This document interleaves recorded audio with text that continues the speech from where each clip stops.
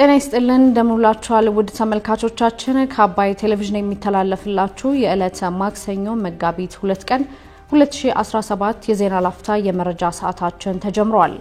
የትግራይ ክልል ጊዜያዊ አስተዳደር ፕሬዝዳንት አቶ ጌታቸው ረዳ 3 የክልሉ የጸጥታ አመራሮችን ማገዳቸውን በኢትዮጵያና በኤርትራ መካከል በማንኛውም ቅጽበት ጦርነት ሊነሳ እንደሚችል ሌተናል ጀነራል ጻድቃን መናገራቸውን እንዲሁም የኢትዮጵያ የሃይማኖት ተቋማት ጉባኤ አንዱን እምነት ከአንዱ ጋር እያነጻጸሩ የሃይማኖት ግጭትን ለመፍጠር ተደርጓል ያለውን ሙከራ ማውገዙን ጨምሮ ሌሎች መረጃዎችን ይዘናል።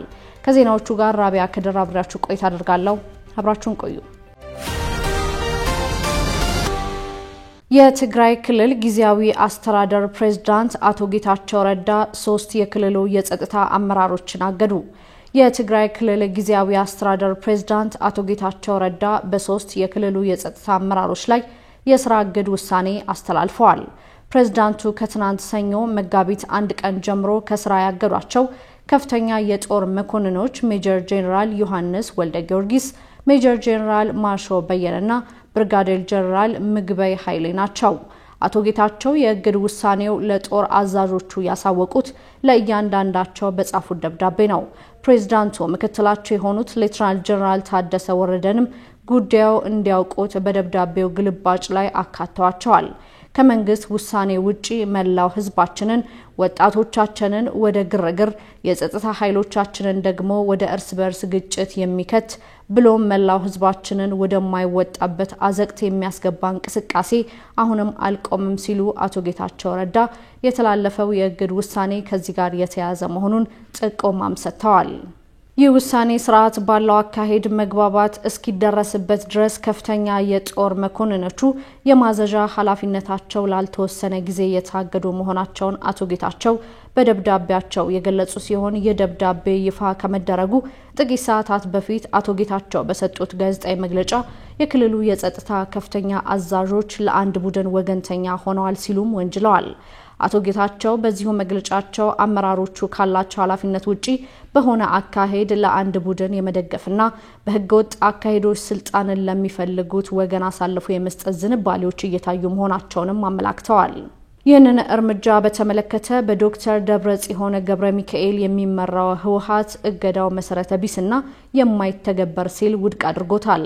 መሰረተ ቢስ ሲል የገለጸው የሶስቱ ከፍተኛ የሰራዊት አመራሮች ጊዜያዊ እግድ የሰራዊት አባላትና ህዝቡ እንዳይቀበሉት የሚል ጥሪም አስተላልፈዋል። በኢትዮጵያና በኤርትራ መካከል በማንኛውም ቅጽበት ጦርነት ሊነሳ እንደሚችል ሌተናል ጀነራል ጻድቃን ተናገሩ።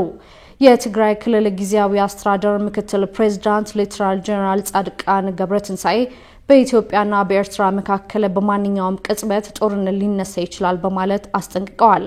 ሌተናል ጀነራሉ በእንግሊዘኛ ባስነበቡት ጽሑፍ ጦርነቱ ለቀጠናው ዳፍ እንደሚሆንም ገልጸዋል። በትግራይ ጊዜያዊ አስተዳደር ውስጥ በምክትል ፕሬዝዳንት ማዕረግ ያልተማከለ አስተዳደርና ዴሞክራታይዜሽን ካቢኔ ሴክሬታሪያት ኃላፊ የሆኑት ጻድቃን በኢትዮጵያና በኤርትራ መካከል የሚቀሰቀሰው ጦርነት የሱዳንና የቀይ ባህር ደህንነት ላይ በቀጥታ ተጽዕኖ ያሳድራል ብለዋል።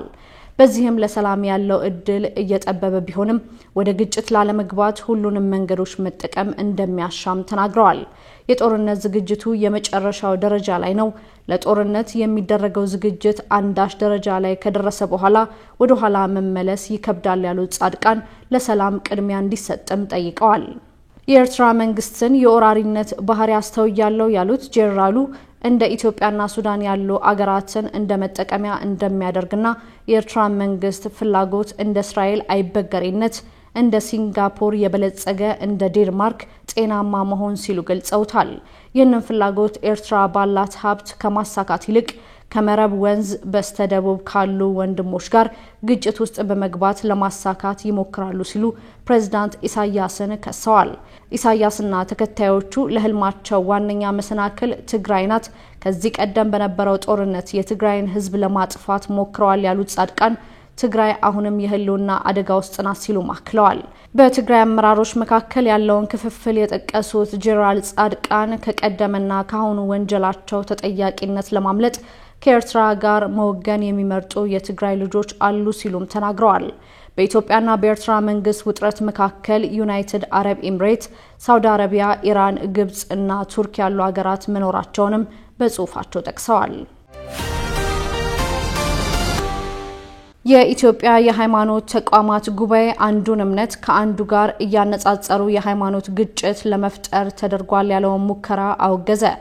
የኢትዮጵያ የሃይማኖት ተቋማት ጉባኤ በወቅታዊ ጉዳዮች ላይ በዛሬው ዕለት በሰጠው ጋዜጣዊ መግለጫ በማህበራዊ ሚዲያዎች የሚደረግ ሃይማኖትን ከሃይማኖት የሚያጋጭ ተግባር ወንጀል መሆኑን አመላክቷል። መግለጫውን የሰጡት የኢትዮጵያ የሃይማኖት ተቋማት ጉባኤ ጠቅላይ ጸሐፊ ሊቀ ትጉሃን ቀሲስ ታጋይ ታደለ ከሰሞኑ በኦርቶዶክስና እስልምና ሃይማኖት ተከታዮች መካከል በማህበራዊ ሚዲያ የሚደረጉ አላስፈላጊ የቃላት ምልልሶች ጉባኤው በእጅጉ እንደሚያወግዘው ተናግረዋል።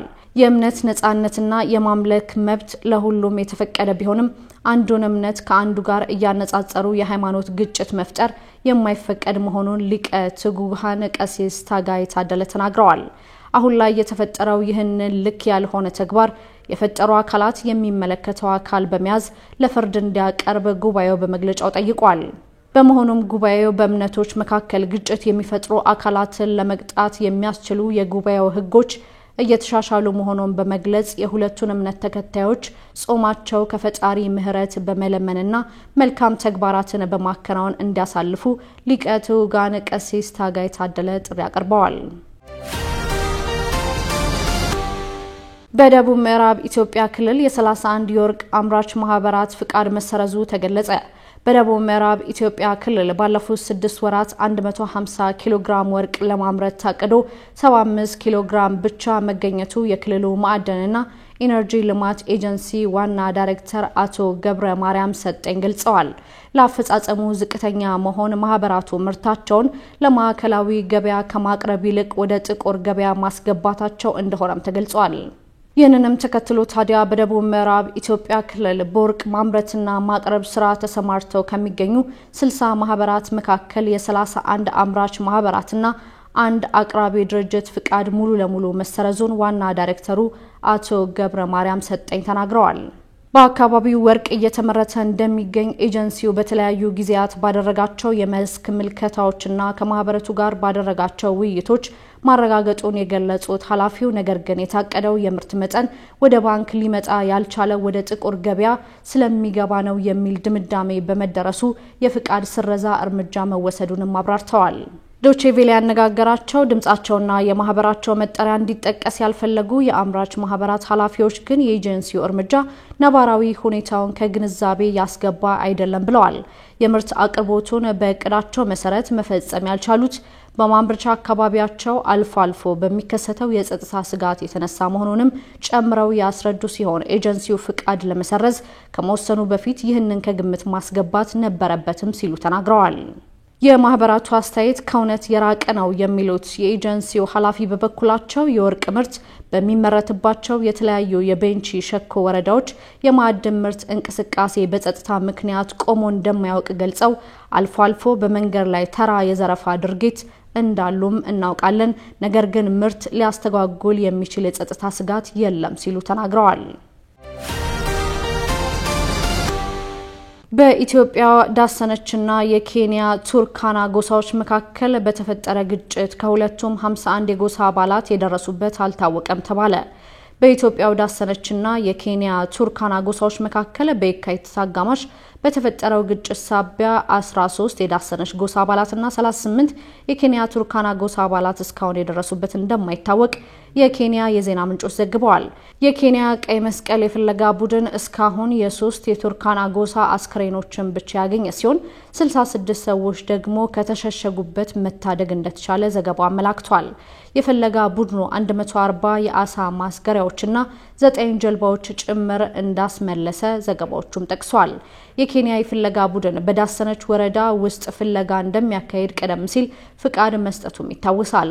ከዳሰነች በተጨማሪ በአካባቢው በሚገኙ የኦሮሞ ማህበረሰቦችና በቱርካና ጎሳዎች መካከል የሚካሄዱ ግጭቶችን ለመግታት የኬንያ መንግስት ተጨማሪ የጸጥታ ኃይል በአካባቢው አሰማርቷልም ተብሏል።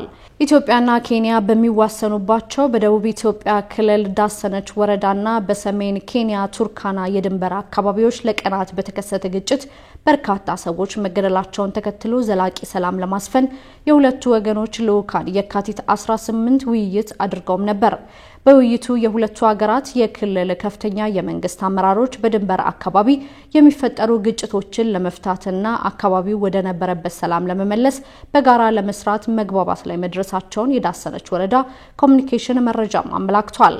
የደቡብ ኢትዮጵያ ክልል መንግስት ሰላምና ጸጥታ ቢሮ ኃላፊ አቶ ወገኔ ብዙነህ በድንበር አካባቢ ጠንካራ የህዝብ ለህዝብ ግንኙነት ስራዎችን በመስራት ግጭቶችን መከላከል እንደሚቻልና ጠንካራ የመረጃ ቅብብሎች ስርዓትን በመዘርጋት የሚፈጠሩ ግጭቶችን የከፋ ጉዳት ሳያደርሱ መከላከል ይቻላል ማለታቸውንም ዘገባው አመላክቷል።